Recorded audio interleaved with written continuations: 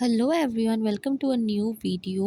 আশা করছি তোমাদেরও দেখতে ভালো লাগবে। বাড়িতেই ছিলাম আর ইচ্ছা করছিল একটু ভালো কিছু খেতে, তাই মায়ের কাছে আবদার করলাম যে মা একটু ভালো করে চিকেন বানিয়ে দাও। তো মা বলল কি ঠিক আছে বানিয়ে দেবো, কিন্তু তোর হেল্প লাগবে। তো রান্নাঘরে গিয়ে চিকেনটা বার করে মাকে ফার্স্টে আদা রসুন বাটা করে দিলাম, তারপরে কাজু আর আমন্ডের একটা পেস্ট মা চেয়েছিল সেটাও বানিয়ে দিয়েছিলাম, আর তার সাথে পেঁয়াজ বাটাও।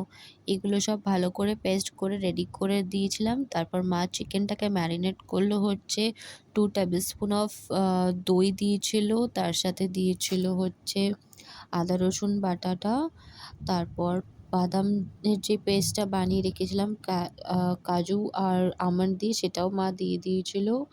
তার সাথে দিয়েছিল একটুখানি milk powder, black pepper powder দিয়েছিল, সল্ট দিয়েছিল টেস্ট ওয়াইজ, আর তার সাথে কাশ্মীরি রেড চিলি পাউডারটাও দিয়ে দিয়েছিল একটু বেশি করে, সো দ্যাট কালারটাও একটু সুন্দর আসে।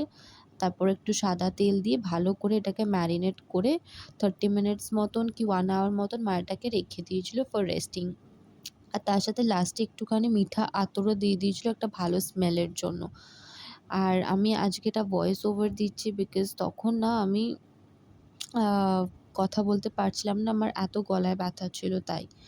তারপরে তেল গরম করতে বসিয়ে দিয়েছিল, আর তার সাথে একটুখানি ঘিও দিয়ে দিয়েছিল। তেল আর ঘিটাকে একসাথে দিলে পরে টেস্টটা কিন্তু খুব বেশি ভালো আসে। আর লাস্টে না চিকেনটাতে মা একটু ছাতুও দিয়ে নিয়েছিল, যেটা আমি মেনশন করতে ভুলে গেছিলাম। তারপর গোটা গরম মশলা দিয়ে দেয়, আর পেঁয়াজ বাটা যেটা ছিল সেটা দিয়ে কিছুক্ষণ ভালো করে কষিয়ে নিয়েছিল, সো দ্যাট পেঁয়াজের ওই স্মেলটা চলে যায়। আর তারপর চিকেনটা আস্তে আস্তে করে দিয়ে দেয় পুরোটা কুক করার জন্য। আর এক এক করে পুরো চিকেনটা দেওয়া হয়ে যাওয়ার পরে মা এটাকে না ঢাকা চাপা দিয়ে দিয়ে এটাকে কুক করবে। কোনো রকম জল এক্সট্রা মা কিচ্ছু অ্যাড করবে না, এটাকে জাস্ট কভার করে দেবে, আর অটোমেটিক্যালি এটা থেকে একটা জল ছাড়বে। ভালো করে এটা বয়েল হতে দিতে লাগবে, আর এইভাবে কনস্ট্যান্ট এটাকে ঢাকা দিয়ে দিয়ে রান্নাটা করতে হবে। আর মাঝখানে একটু তুলে নিয়ে মা কসুরি মেথিও স্প্রেড করে দিয়েছিল ওপর থেকে, আর ফ্রেশ ক্রিমও দিয়ে দিয়েছিল। দিয়ে এইভাবেই কনস্ট্যান্ট এটাকে কুক করতে হবে। দেখো অলরেডি এটা হয়ে এসছে, আর তারপরে পাশেই কিন্তু মা লাচ্ছা পরাঠার প্রিপারেশনও করছিল। ময়দা নিয়েছিল, তারপরে তার সাথে একটু বেকিং পাউডারও অ্যাড করে দিল, তার সাথে একটু চিনি দিয়ে দিয়েছিল, সো দ্যাট একটু ক্যারামেলাইজড ব্যাপারটা আসে, একটা সুন্দর কালার আসে। আর একটু নুনও দিয়ে দিয়েছিল, দিয়ে ফার্স্টে ড্রাই ইনগ্রিডিয়েন্টসটাকে ভালো করে মিক্স করে দিয়েছিল। আর তারপর একটু একটু করে সাদা তেল দেয় 2 স্পুন মতন, তারপর জল দিয়ে আর দই দিয়ে ভালো করে জিনিসটাকে একদম মেখে নেবে। একটু ময়েশ্চার ব্যাপারটা ফার্স্টে বেশি থাকবে, কিন্তু মেখে মেখে ওটাকে কিন্তু তোমাদেরকে একটা ভালো মানে ডো শেপে আনতে হবে। আর এটা প্রসেসটা একটু লেন্দি, অনেকক্ষণ ধরে তোমাদেরকে এটা ধৈর্য নিয়ে কিন্তু করতে হবে। আর জলটা বুঝে বুঝে দেবে। তোমরা যতটা ময়দা নেবে সেই অনুযায়ী বুঝে তোমাদের জলটা দিতে হবে। দেওয়ার পরে এটা রেস্টিংয়ের জন্য 1 আওয়ার রেখে দিতে হবে।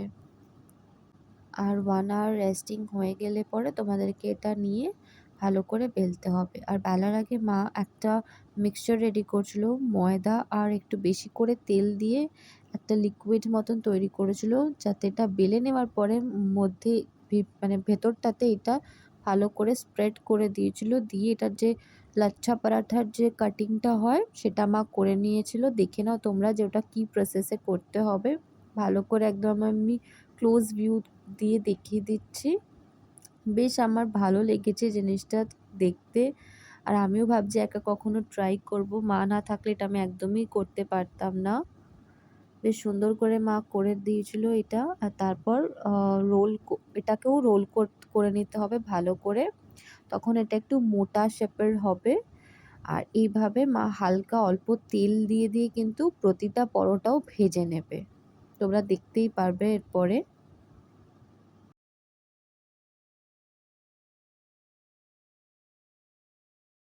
একদমই অল্প তেল দিয়ে দিয়ে মা শ্যালো ফ্রাই মতন করে নেবে সব পরোটাগুলো।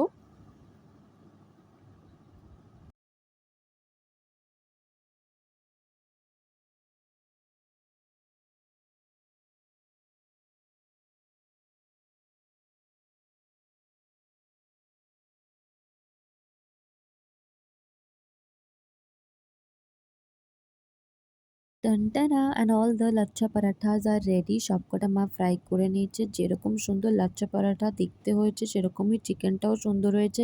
সেরকমই লেভেলের স্মেল ছিল। কালারটা জাস্ট দেখো চিকেন আর পরাঠার ভেতরে লেয়ারগুলো দেখো। চিকেনটাও কিন্তু অত্যাধিক সফট হয়েছিল। তোমরাও এই প্রসেসে চিকেন অ্যান্ড পরাঠা বানিয়ে নিতে পারো and you guys will love it. তোমরা যদি বাড়িতে ট্রাই করো then please do let me know in the comment section. আমি তো আমার ডিনারটাকে এনজয় করছিলাম। আর তোমরা কিন্তু প্লিজ ভুলে যেও না আমার চ্যানেলটাকে সাবস্ক্রাইব করতে আর লাইক করে দিতে ভিডিওটা। Bye bye.